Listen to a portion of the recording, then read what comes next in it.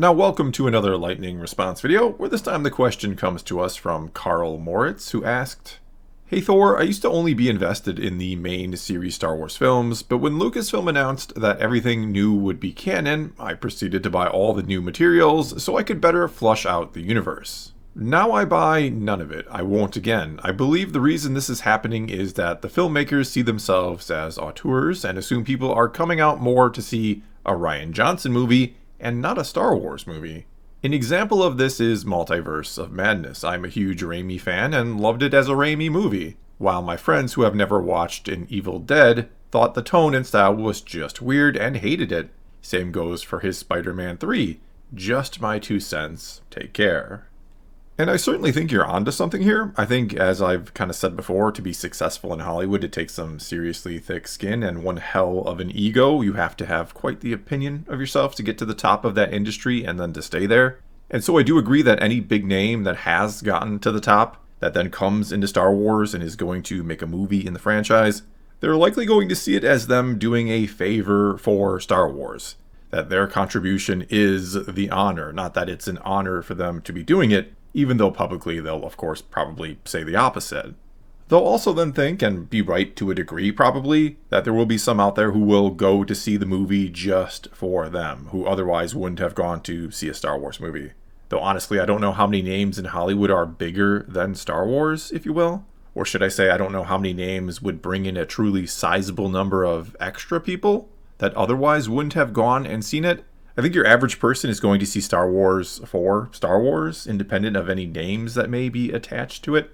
Though certainly there are some names that would get some serious extra attention, I think. If, say, Christopher Nolan were doing a Star Wars movie, that would be rather interesting and absolutely pique some curiosity or draw some attention from those who maybe wouldn't normally pay much attention to Star Wars, or who would argue it's just some kid's movie and dismiss it.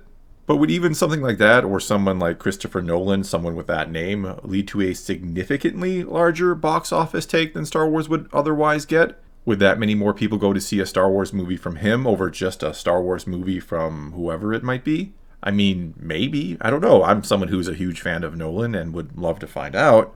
Though I also think you'd have some fans out there, assuming it was a truly Christopher Nolan-style movie, who would or wouldn't like it because of that style. Much like your example of Raimi doing Multiverse of Madness and how some people didn't really like it and you liked it because you understood the style.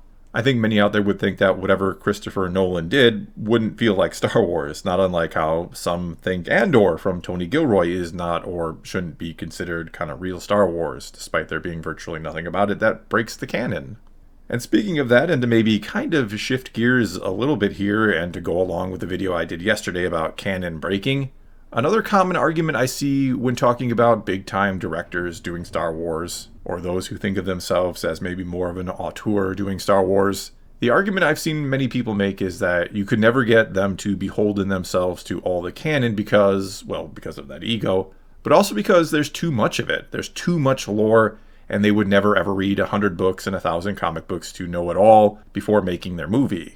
But the thing is, like with Andor and Tony Gilroy, who's freely admitted he's never been the biggest Star Wars fan ever, and obviously then isn't exactly spending his free time reading Star Wars books and comics, nor did he read them in preparation for making his show, yet, as I just said, he isn't breaking the canon left and right with it. But the thing is, you don't have to literally know everything Star Wars to write or direct a Star Wars movie. You don't even need to know most of it, I'd argue.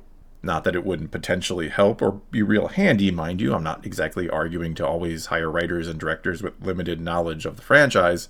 Nevertheless, you mainly only need to, of course, know the basics or some of the fundamental workings of the galaxy to make a potentially, at the very least, passable movie, as well as knowing anything else you're going to use, like characters or come into contact with or explore, like planets or locations on them, which honestly really isn't or shouldn't be a ton of things when you really think about it. I mean, it's not like every new Star Wars story that comes out, no matter what form it takes, be that book, comic, movie, game, or whatever, it's not like every new story has direct ties to absolutely everything ever done before in the history of the canon. It's not like if you, say, want to make a movie set in New York City here on Earth about, pick a famous person from New York, It's not like you'd have to know the entire history of the city, much less the entire history of planet Earth, nor the history of every single person living in it or who has ever lived there. You'll just need to know and have a really, really good understanding or grasp of anything in relation to that person and anything and everything else that you plan on using in the movie. Plus some solid general knowledge about New York City would likely go a long way as well. You might want to spend some time in the city and talk to some people or just get the vibe or general feel of the city, right? And I think the same basically goes for Star Wars. If you're going to do a movie about, I don't know, Boba Fett doing a job for Jabba the Hutt in the Outer Rim, one that, let's say, is set right before the events of A New Hope, you're not going to need to know the entire history of the Star Wars galaxy to make that movie. You won't need to know something like what was the name of every member of the Jedi Council during Episode 1 to make that film. Nor will you technically have to know virtually anything about the Jedi unless you plan on involving them or one of them in some way. You're just going to, again, probably want to have a really good general grasp on what Star Wars is. You'll likely want to watch A New Hope or the whole original trilogy a couple times to get the feel for the franchise and the feel of the universe and all that. You will also need to do your homework on Boba Fett, Jabba the Hutt, and any planets or other characters or whatever else it might be that you're planning on using, as well as make sure anything you might come up with doesn't conflict with anything that already exists, which probably isn't going to be too big of an issue. You have to keep in mind this is a gigantic galaxy. There is a lot of room for new things in it yet. And all of those things, no matter how big of a name they may have, I don't think that would be expecting too much from someone who, wanted to make a movie that is the best possible movie it could be. The same way you would expect whoever was doing my hypothetical famous person from New York movie to also do the required research to make it as good and as accurate as possible. I mean, it's not like bringing up Christopher Nolan again, one of the biggest names in the industry, maybe the biggest right now. It's not like he said, hey, I want to do a movie about Oppenheimer, but I don't want to have to do any research. Or I only want to do the absolute bare minimum I have to do and just kind of make up the rest of it. Because I am just too important for that sort of thing, and my name is too big. It just being attached to this movie will be enough to sell it. And really, if you want to do a Star Wars movie and you can't be bothered to do any research to make it as good and as accurate as possible, and maybe a pretty significant amount of research, and again, keeping in mind by research, I don't mean reading or watching every single piece of content that has ever been. I'm only talking about the stuff you need to know, the stuff relevant to the story you want to tell. But if your ego is so big that you think you can make a great Star Wars movie without wanting to even know Star Wars all that well, if you're so inflexible that you're unwilling to work in the confines of the sandbox that is the Star Wars lore, if you only care about building your own story, your own sandcastle off the backs of those who have loved Star Wars and made it what it is today, then you are simply the wrong person for the job. And there is someone else out there who will gladly take your place and likely make something better because they will put in the required effort. And if the quality of Star Wars is consistently good, if the name is essentially bigger than the name of any individual writer and or director out there, if people are loving Star Wars for Star Wars and can't get enough of it simply because it's great, then you won't need them anyway. You won't need those big names to bring attention to the franchise because it will permanently reside in the spotlight. And you can finally stop hiring the who's hot now writers and directors like they have in recent years. There will be no need to hire the Taika Waititis of the world, who's been working on his Star Wars script for 3 years now and still isn't done, and has basically said he will get around to finishing it when he has the time. He's putting his time and effort into other projects first. And though he can, of course, do whatever he wants, I have nothing personal against him, but it's baffling to me that as Lucasfilm, as the keepers of Star Wars, arguably the greatest film franchise in history, it's baffling to me that you would let yourself be treated that way. That you would ever hire somebody who wouldn't make you their priority, no matter who they are.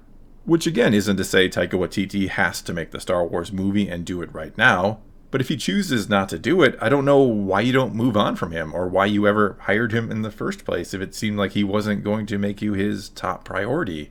Nor do I know why you'd ever hire someone who perhaps thought their name was so big that they didn't have to do the required research. Which again, I'm not saying that's Taika Waititi's attitude, but that's the argument I hear many make. That these big name writers and directors, they're not going to be holden to the canon because they don't want to. So if they don't want to, then don't hire them. If they don't want to put in the required effort to make you the best possible film they could, especially when we're talking about hundreds of millions of dollars on the line, then they shouldn't be here. Basically, anyone who thinks they're too big for Star Wars is not someone you want working on Star Wars. Period.